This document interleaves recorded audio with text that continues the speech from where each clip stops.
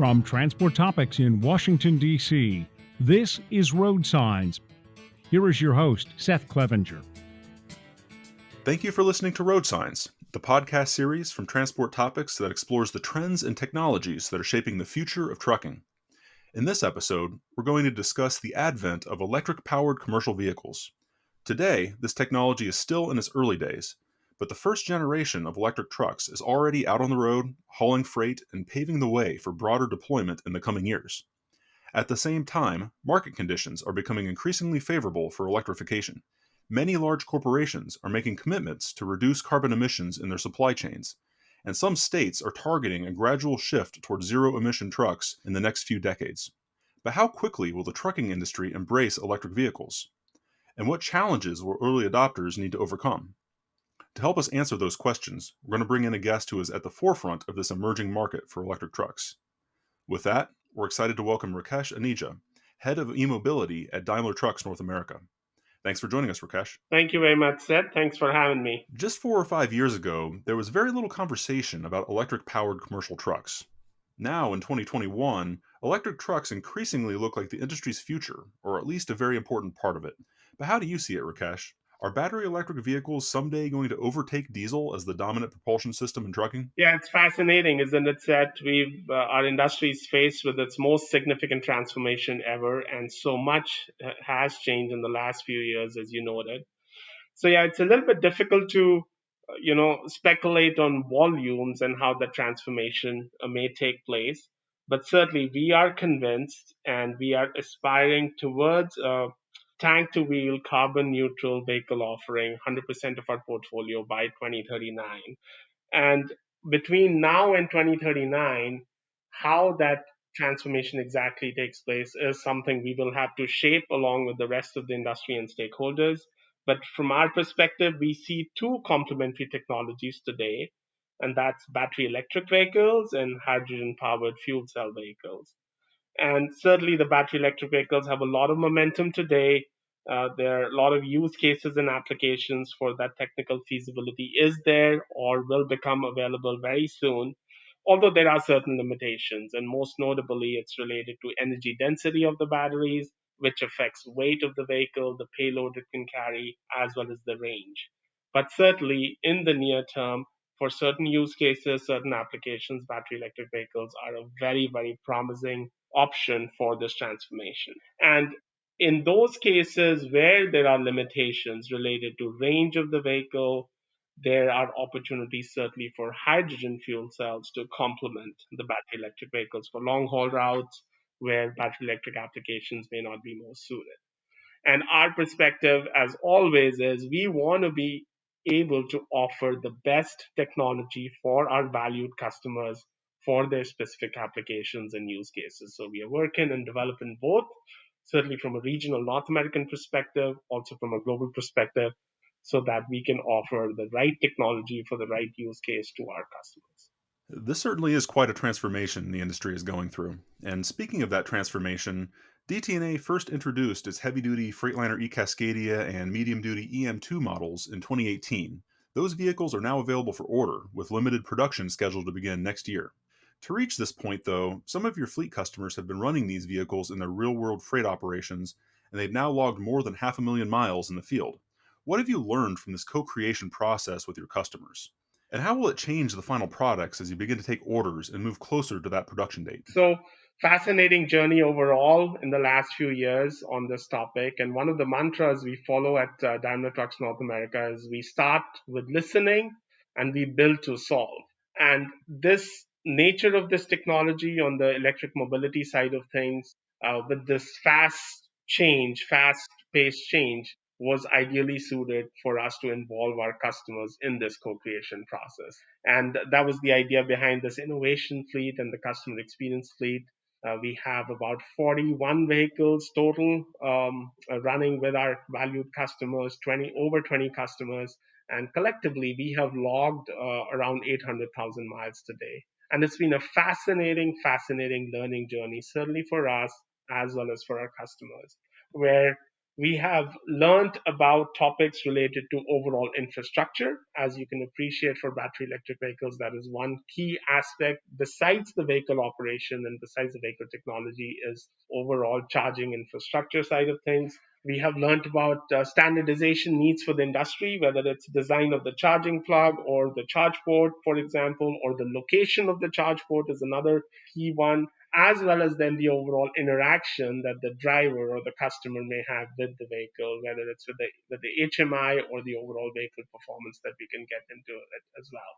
But to leave you with two specific examples, our customers were very vocal and gave us excellent feedback on the location of the charge port, because they obviously are the experts in how the vehicles come to their depots and what the various use cases and applications were. So they had provided us very good feedback on the charge port location. And then the second example is on the regeneration or recuperation of the energy. So when the vehicle is undergoing a braking event, there is opportunity to charge the batteries, and what level of recuperation that should be, regeneration should be. We got very, very good feedback from our drivers and valued customer partners. Sure. Could you tell us a little bit more about some of the feedback you've received from your eMobility customers so far, as well as from their drivers? What do they like about these electric trucks, and what are their concerns? Yeah, I'd say I'd start with your second point first on the questions or concerns. And it's really nothing specific, I would say. It's more related to it being different or it being new. And we had a team from DTNA side that worked with the drivers and the customers through our EV Council and through several consulting sessions where we brought them up to speed with the changes, made the drivers comfortable with the new technology. And in general, one big thing that was to our advantage was that the vehicles are new, the technology is new, but it's really based on our well proven Cascadia platform and the M2 platform. And our drivers, our customers are obviously very well familiar with the base vehicle, with the base HMI. So that definitely helped a lot. In terms of specific feedback, overall, I would say very, very positive. A lot of the drivers that experienced the e-vehicles certainly wanted to continue to drive it. They liked it very much. Less vibration, less noise, very quiet. Other examples are also on the driver retention and recruitment side of things. Because of the overall driving experience, customers see a potential that this could be a tool also from attracting drivers and retaining them. I can give a couple of other examples as well. A low center of gravity overall for the vehicle, so overall stability and maneuverability was perceived very, very favorably. Torque is available right away, so that's one advantage of the e-vehicle technology. So it's really fun to drive, and from an overall performance perspective, very favorable feedback from our drivers. As you mentioned, the eCascadia and EM2 outwardly look much like today's diesel trucks, but under the hood, electric trucks really do represent a massive change in vehicle architecture. The internal combustion engine and diesel aftertreatment systems are gone entirely, replaced by electric motors, EV batteries, cooling systems, and other related components. Could you speak to the development work that went into creating this very different kind of vehicle? Yeah, I would say the components are very different, as you noted. The technology is very different, but the fundamentals of engineering don't really change. It's taking components and technology, going from the initial research, advanced engineering, concept stages, bringing them to the first level of design, going through a validation process, and then subsequently iterating the design and validation iteration. So I would say the fundamentals of engineering don't change. We engage in the same robust and rigorous development process like we do for all our products. It is our intent that these trucks are good for the entire lifetime. We want to find all issues during the development process, fix them through structured problem solving, and never want to have our customers find any issues. So examples would be engaging in seasonal testing, summer testing, winter testing, high altitude testing, making sure performance of these vehicles is validated under those extreme configurations, engaging in durability testing. So we have rough road simulation loops, for example, both from an analysis perspective as well as test perspective, and going through rigorous mileage reliability growth type experience as well. So those fundamentals, I would say, remain the same. Of course, there with the new technology and new product, there are always specific validation tests that need to be conducted, which also our team has engaged in. I would say the last comment I want to make is while the basic process remains the same, the pace of technology is changing so fast, right? As we just touched on earlier as well. So our development loops tend to be much shorter. And there again, I would give kudos to our customers, this co creation process that we touched on earlier, bringing the customers on board early on in the development process. This was something unique. This was something new that we did. And that really helps in managing the much shorter development cycles because of the fast pacing of technology change.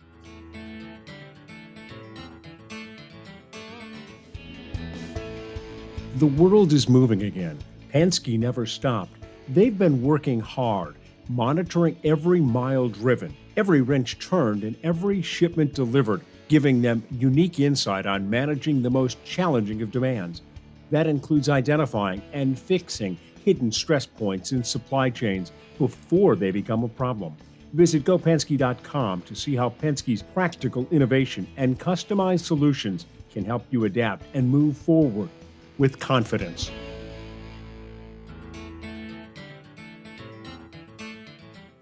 Are you an equipment or fleet maintenance expert interested in electric trucks? We'd like your help. Transport Topics Equipment and Maintenance Update is going through some changes, and we want to invite input from listeners like you. While the knowledge and expertise will remain the same, we're going to pull this publication out from the pages of the weekly edition and make it a standalone resource for fleet maintenance experts. So we're wondering, how can we build the best resource for you? To share your insight, complete the survey at ttn.ws/equipment01. Yeah, I want to talk a little bit more about the best applications for battery electric trucks. At least in the near term, electric trucks will not make sense for all trucking applications because of the range limitations and higher vehicle weight. So what specific applications are you targeting with the eCascadia and EM2? And how can fleets determine whether or not electrification will be a good fit for them? Yeah, I'd say from a general point, any operation that has a depot type of aspect related to it, where the vehicles are coming back to the same standardized location, makes for an excellent application and use case. That's where our initial focus is on as well from an infrastructure perspective, because we can equip those depot sites with appropriate charging infrastructure. We can have teams supporting it if needed, as needed. So some of the short range applications, some of the drayage applications, distribution type use cases, they rendered themselves extremely well. And the stage of the development and the program we are in, that works well because everyone, us certainly, and the customers, and as well as our partners on the charging side, infrastructure side, we all have been on this learning journey over the last 2 to 3 years. So that the depot type of a site and associated application and use cases have worked really well for us. Next, I'd like to discuss one of the biggest question marks for the broad deployment of electric trucks, and that's the availability of charging infrastructure. DTNA, as it happens, has just opened a heavy-duty electric truck charging site in Portland called Electric Island as part of a partnership with Portland General Electric. So this is an EV charging location that's open for public use, but it's also going to serve as an innovation center to build more knowledge about charging performance. What do you hope to demonstrate and learn with this charging site? A very proud moment for our team. We were at that inauguration for the Electric Island, a vision that was put in place several months, couple of years back, and now seeing it come to fruition. And what a better time than the month of April when we're celebrating Earth Week and Earth Day. So historic moment, certainly in partnership with PGE, support from the state and the city of Portland as well, and the state of Oregon. And in this first phase, we have several chargers at this station. So certainly one opportunity is for anyone to be able to access it. Certainly the local residents, whether they're in the passenger cars or in the medium or heavy duty trucks, or someone passing by the I-5 and using this as a sort of a charging location. So certainly one aspect is for anyone and everyone to be able to use it.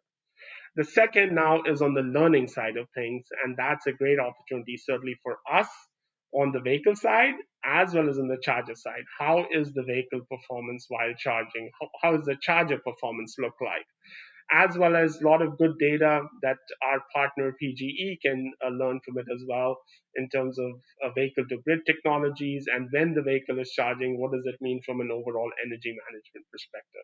So a lot of learning opportunity even within this phase one, which has been complete and inaugurated. And certainly it is our intent to continue with further development. There are already good ideas for phase two, including a solar array to be equipped at the site, as well as some battery storage opportunity as well to help balance out the grid.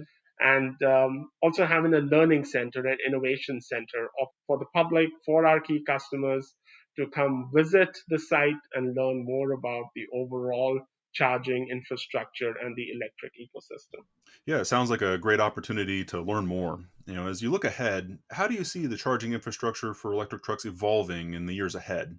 Is this going to start with some key freight corridors and expand from there? Yeah, it's a really great point, and I would say overall, right? You can think of it as a three-factor multiplication equation. Our CEO Martin Daum likes to speak to it, refer to it that way in several conversations. He says that for e-mobility overall to be successful, right? There are three factors. It's like a multiplication equation, and each factor has to be successful, has to be non-zero. And if any one of those is zero, then overall we are not going to be successful. So to talk at a high level on those three factors, one is the vehicle technology, vehicle product itself, and that clearly we have the lead there. That's our responsibility as DTNA to make sure we continue to have benchmark e-mobility products. The second one is on the infrastructure side, and that's where I was going to address your question in a second here. That absolutely has to be successful. And the third one is on the cost parity side of things, where initially, at least, there is a need for incentives to have a favorable TCO, total cost of ownership for our customers. And going forward, how that plays out as well with respect to energy prices, with respect to diesel prices. But overall, it has to be something with a tool, a business tool with which our customers can be successful. But coming to the infrastructure point, we are certainly doing our part. We'd like to believe so at least, but we need our entire partners, our entire industry to help contribute as well. And you see that happening, right? Today's Electric Island in partnership with PG and the state of Oregon, city of Portland is a very, very good example. We've been working a lot with our key customers. I referred to depot charging earlier. These 41 customer innovation and customer experience fleets with 20 customers, several sites. That's been the focus of depot charging. But at some point, it has to grow beyond that as well from a public infrastructure perspective. The depot charging, the activity today, that's good for today's use cases where we are, but then it has to grow beyond that. And that's where, again, I come back to the partnership aspect. We are certainly willing and able to contribute. We will do our part, but we would certainly welcome and continue to encourage industry wide coalition there, support from the federal government, state government as appropriate to make public charging a success as well. There is certainly interest. We have had some initial conversations with our truck stop partners, and they have certainly shown interest in participating in the activity. Yeah, as you mentioned, apart from the question of public infrastructure, early adopters of electric trucks are generally going to need to install EV charging stations at their terminals and facilities. And that, of course, means partnering with new suppliers and utility companies. So, how can OEMs like Daimler help fleet customers manage that process? Yeah, so excellent point, I would say. And with this new technology, it's not adequate only to talk about just the product itself. It's the entire ecosystem. And I'd like again to believe that we recognize that early, and we do have a team of folks at DTNA, our consulting team essentially, and they have been working with our key customer partners. Doing our best to inform them, educate them as best as possible.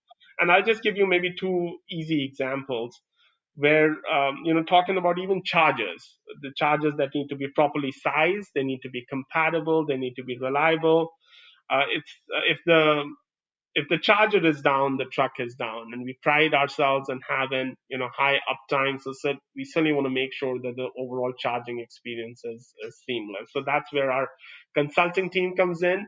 I don't want to steal Fred's thunder, but you will hear more about our plans related to both charging as well as consulting. So stay tuned on that. And the other aspect is the rate schedules or the overall rate tariffs. They can be very complicated, and there may be some unanticipated fees available, demand fees or connection fees. I'll just give you one example. I understand that there is a real time pricing in Southern California that has 24 different energy prices you can pay for depending on what time you charge. So going through those through a simulation analysis, helping our customers understand the impact on TCO is something that our consulting team can engage in. So charging equipment as well as on the infrastructure side and consulting side, offering site analysis and optimization, layout of the physical real estate, coming up with preliminary construction drawings, which help our partners go for RFQs and things like that. Those are services that we are offering through our consulting team.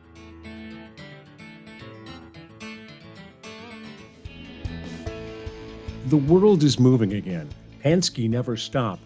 They've been working hard, monitoring every mile driven, every wrench turned, and every shipment delivered, giving them unique insight on managing the most challenging of demands. That includes identifying and fixing hidden stress points in supply chains before they become a problem. Visit gopenske.com to see how Penske's practical innovation and customized solutions can help you adapt and move forward with confidence.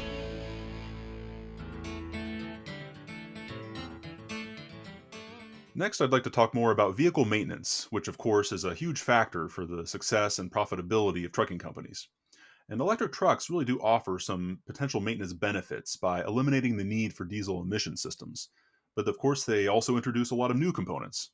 Based on what you've seen so far, how do vehicle maintenance demands for electric trucks compare with today's diesel models? Overall, there is more to be learned here at high mileages, but initial feedback and feedback through our innovation feed and customer experience feed has been very, very favorable. Less moving parts, certainly, as compared to conventional technologies. And it really comes down to some basic fluid changes and the basic stuff, windshield wipers and that type of stuff only. So overall experience, current experience does suggest that advantage from a maintenance aspect. uh, it has been quite reliable. As I mentioned, we have 800,000 miles worth of experience. And I would say some of the pain points that we have experienced, which through this customer co-creation process, we were able to identify early and take steps to address them. And really, some of the challenges were in interoperability among chargers, for example, some charging events that were not successful in the first go.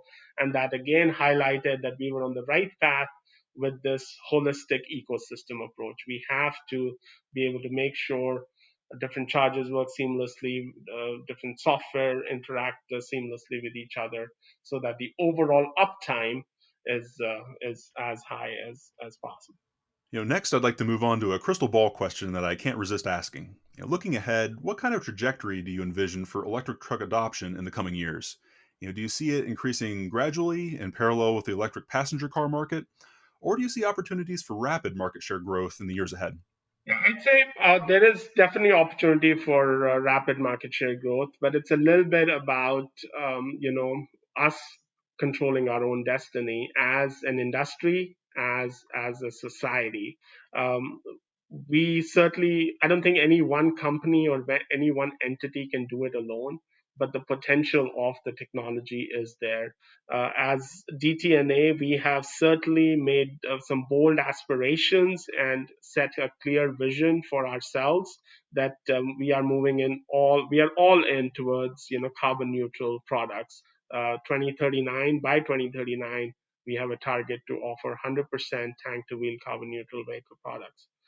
And one could say, okay, that's 20 years away, but this type of a transformation is going to take some time. But the key is the actions and the steps we take today. So we have our customer fleet that we talked about quite a bit already, so I won't repeat that. next year, we are launching our Gen 2 product to late next year. And that's another sort of a key milestone. But not only that, right? We already have 50 electric buses on the road today, our TBB, Thomas Built Buses, Julies, as we affectionately call the product. And they are operating in several parts of the country. From Tok, Alaska, I just learned about that place not too long ago, all the way to Virginia. And that coupled with the 40 CX, customer experience and innovation fleet that we talked about earlier, is an excellent starting point today. So we know the starting point, we are there today, we know the end point. Now it's up to us, certainly as DTNA, but not only, we need the support from the rest of the industry, from our stakeholders, as well as the government to work on those three elements of the equation that I talked about earlier. Excellent products, that's clearly our task. Infrastructure, that's going to be a coalition, a continued coalition between OEMs and utility companies, as well as some support from the government, truck stops as well. And then the third element is cost parity. Our customers in the end have to be able to make money with these vehicles. It has to offer a TCO advantage. And the technology evolution as it's happening is going to enable that. But in the meantime, there's likely going to be some subsidies, some incentives required as well. So, with those three pieces in place and these coalitions coming together, I remain very confident and optimistic that we would see rapid adoption and increased market share of e-vehicles in the next few years. I'd like to follow up on one of the points you just made. In addition to the coalition of industry partners that factor into this, there's also a role here for government. Of course, there are many elected officials and government regulators that are pushing for electrification. California's Air Resources Board last year approved a regulation mandating a gradual shift toward zero emission commercial vehicles. And this is also part of the conversation at the federal level, looking at future infrastructure investments. So, just how much will the pace of electric truck adoption depend on government incentives and infrastructure investments moving forward? Yeah, I would say there's certainly a dependency, at least in the initial phases, and that's true for, I would say, any technology and any transformation. In the early years, and that's where we are today, there is certainly opportunity and dependency that those type of incentives, those type of government support can accelerate the adoption, the change to a new technology. So that's one element. The other point I want to make is also what are we doing on the conventional side, on the diesel side? I come from that world. Prior to my current role, I was responsible for diesel powertrain engineering. And, as we talk about future regulations, whether it's on the greenhouse gas side as it affects diesel engines or criteria pollutants, nitric oxides, particulate matter, I think it'll really be beneficial for us as an industry, as an overall society, including our regulatory partners here, to be very, very mindful of what future regulatory standards we want to put in place for diesel engines, because we are going through this transformation. As OEMs, as the industry, we need to invest heavily on the new technologies. At the same time, we want to have a successful transformation from the diesel world as well. So there cannot be a situation, ideally, where there is too much regulatory activity on the diesel side, while in addition, we are figuring out how to transform to the new technologies as well. When the path for the new technologies is also where we need to solve several questions still.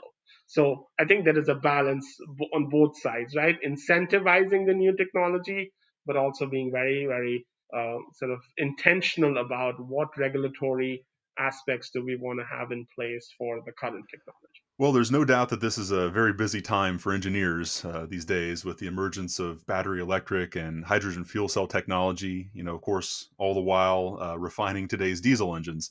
So it's really quite a lot to manage for vehicle manufacturers. Yeah, as I mentioned earlier, it feels like we're living during a really interesting time of transition for commercial vehicle technology. And before I let you go, do you have any final thoughts on this journey toward electrification in the trucking industry? Firstly, I want to thank you for the opportunity to have this conversation. I really appreciate that. I personally am very excited about being part of this journey, as I know my entire team is, and all of us at Daimler Trucks North America. So we really appreciate this opportunity for this conversation. As far as final thoughts, it's really, I would say, one of gratitude right now and optimism for the future. We touched on the Electric Island inauguration just 2 to 3 hours back. Very historic moment for us, momentous occasion, something we were building towards over the last few years, coming to fruition today, representing one more milestone in this overall journey. That coupled with our 40 trucks that I mentioned in customers with real customers, real operation, accumulating real miles, 800,000 miles we have accumulated already, yet another milestone. Then we talked about our 50 Julie school buses, yet another stake in the ground. And that's what excites me, right? We start connecting these dots, and very soon we realize that we are quite a bit in our journey already, but still perhaps in our infant years, in our teenage years, and maybe if not in our infant years here. But with the topics that we talked about earlier, the infrastructure coalition, some incentives to help from a cost parity side, I remain very optimistic that we will be successful in this transformation, certainly as DTNA, but from an overall industry perspective as well. Well, it certainly has been fascinating to watch all this develop before our very eyes, and I look forward to seeing more of these vehicles out on the road in the years ahead. Thanks again, Rakesh, for joining the podcast and sharing your insights. Thanks very much for your time and opportunity. I appreciate it. Thank you, Seth. Did you know you can ask Alexa to open Transport Topics? In just 1 minute, you will hear the biggest trucking headlines of that day. Be prepared and start your morning off right with Transport Topics. Before we close, let's take a moment to revisit our original questions. How quickly will the trucking industry embrace electric vehicles? And what challenges will early adopters need to overcome? As you've heard during this episode, electric trucks represent a whole new breed of commercial vehicle with their own unique characteristics and requirements. And that means it will take a coalition of different partners to successfully deploy these vehicles. First off, manufacturers won't just build the trucks, they will also provide support and consulting for their fleet customers who decide to purchase these vehicles. Trucking companies also will need to partner with suppliers of charging infrastructure and utility companies to manage their electric vehicle fleets. Federal, state, and local governments also will play an important role, not only through clean air regulations, but also by providing financial incentives for electric vehicle purchases and investments in charging stations. The pace of electric truck adoption in the coming years will depend on all of those factors. Ultimately, as this technology matures, it will need to provide a clear return on investment for fleet operators, and that's when the electric truck market will truly take off. Are you an equipment or fleet maintenance expert interested in electric trucks? We'd like your help. Transport Topics Equipment and Maintenance Update is going through some changes, and we want to invite input from listeners like you. While the knowledge and expertise will remain the same, we're going to pull this publication out from the pages of the weekly edition and make it a standalone resource for fleet maintenance experts. So we're wondering, how can we build the best resource for you? To share your insight, complete the survey at ttn.ws/equipment01. If you've enjoyed this episode of RoadSigns, please let others know. Rate and review us on Apple Podcasts and Spotify. If my questions have sparked questions of your own, share them with me and the RoadSigns team. You can email us at share@ttnews.com. We'll read them and respond daily. And of course, we'll be back in 2 weeks with a fresh episode of RoadSigns. Until then, I'm Seth Clevenger. Thank you for listening.